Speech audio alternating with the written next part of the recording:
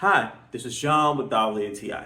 And you gotta think, well, it's like this bar says. This is the Think Protein Bar, which is 20 grams of protein, and it's not so high in sugar. But wait a minute, let me tell you what I like the most from this one. This is a Brownie protein bar that is 20 grams of protein. You don't get this all the time. I'm a personal fan of brownies. I'm a personal fan of chocolate. I have it with any of the other areas. But this one is a nice flavor, this nice texture of a protein bar that is so convenient.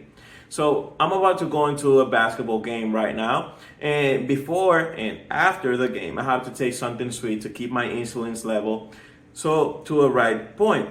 But at the same time, I enjoy this protein bar that it's just a nice taste. It's crunchy, but at the same time has this soft sensation in the middle like a brownie should do. It's not too high in sugar, so you're not going to feel so sugary. And it just tastes awesome. So this was John with WTI, and that was my point of view.